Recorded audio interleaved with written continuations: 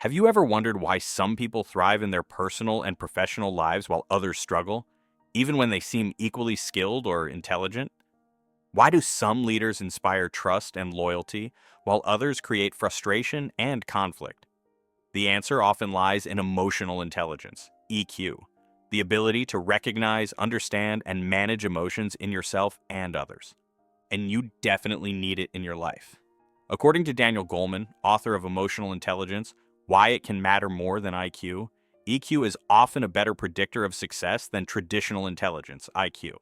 In fact, studies show that people with high emotional intelligence tend to excel in leadership, teamwork, and overall well-being. But how can you develop and strengthen your emotional intelligence to build better relationships and advance in your career? Let's explore the key aspects of EQ, why it's so crucial, and the practical steps you can take to improve it. 1. What is emotional intelligence and why does it matter? Emotional intelligence consists of 5 core components as outlined by Daniel Goleman. 1. Self-awareness, recognizing your emotions and how they affect your thoughts and behavior. 2. Self-regulation, managing emotions in a healthy way rather than letting them control you. 3. Motivation, staying driven by personal goals rather than external rewards. 4. Empathy, understanding the emotions of others and responding appropriately. 5. Social skills, building strong relationships, communicating effectively, and resolving conflicts. Why is EQ more important than IQ? Imagine 2 equally intelligent doctors. One is highly skilled but lacks patience, often snapping at patients when stressed. The other has the same technical expertise but listens carefully, reassures patients, and communicates with warmth. Who do you think builds better relationships and earns more trust?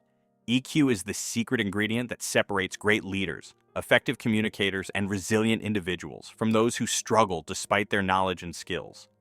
In the workplace, Primal Leadership by Goleman, Boyatzis, and McKee shows how high EQ leaders foster strong, productive teams, while low EQ leaders create toxic environments. Similarly, The EQ Edge by Stephen Stein and Howard Book emphasizes that success is not just about being smart. It's about being emotionally intelligent in how you handle relationships, setbacks, and conflicts. 2. How can you improve and strengthen your emotional intelligence? The good news? EQ isn't something you're born with. It's something you can develop. Here's how to strengthen each component of emotional intelligence. A. Strengthen your self-awareness. Being self-aware means recognizing your emotions before they take control of you. Many people go through life reacting on impulse, unaware of how their emotions influence their decisions. How to improve self-awareness. Practice mindfulness. Pay attention to how you feel in different situations. For example, notice when you feel stressed at work. What triggers it? How do you respond? Keep a journal. Writing down your emotions and reactions helps you recognize patterns. After a tough conversation, reflect on why you felt the way you did.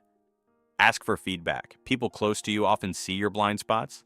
Ask a trusted friend or colleague, how do I handle stress, or how do I come across in meetings? Their insight can help you grow. A friend constantly complains about their job, but when asked why they stay, they struggle to answer. This is a lack of self-awareness. If they journaled their emotions, they might realize they're staying out of fear rather than passion, leading them to make better career choices. B. Develop better self-regulation. Self-regulation means managing your emotions instead of letting them manage you. When things go wrong, do you lash out or do you stay composed? How to improve self-regulation. Pause before reacting. If someone frustrates you, take 5 deep breaths before responding.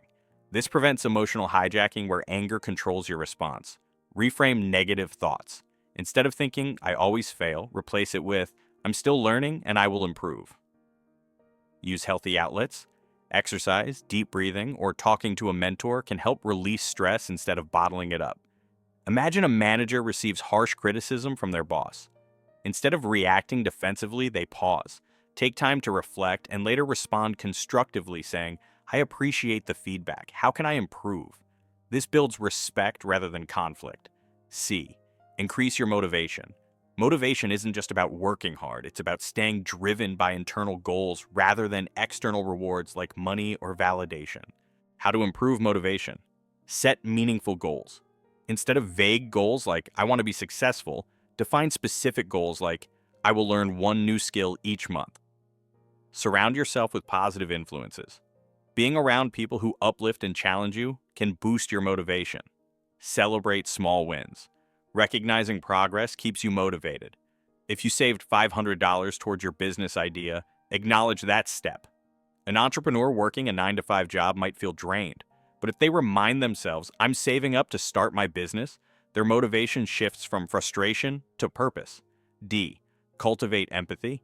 Empathy is the ability to step into someone else's shoes and understand their emotions. It's what makes great leaders, friends, and partners. How to improve empathy? Practice active listening. Instead of just waiting for your turn to speak, focus on the other person's words and body language. Expose yourself to different perspectives. Read diverse books, travel, and engage with people from different backgrounds. Validate others' feelings. When someone shares a problem, instead of saying, that's not a big deal, try, I understand why that's difficult for you. A leader notices an employee is quieter than usual. Instead of ignoring it, they ask, is everything okay? You seem a little off today. This small act of empathy builds trust. E. Improve social skills. People with high EQ build strong relationships because they communicate effectively, navigate conflicts wisely, and make others feel valued. How to improve social skills? Improve conflict resolution. Difficult Conversations by Douglas Stone offers techniques for handling tough discussions with empathy. Learn to give and receive feedback. Instead of saying, you did this wrong, say, here's how we can improve next time. Show genuine interest in others. Ask people about their goals, interests, and struggles. It deepens connections. A job applicant with great social skills makes a strong impression by engaging in meaningful conversation rather than just answering questions mechanically. This makes them memorable to the employer. 3. How can emotional intelligence benefit your life? A.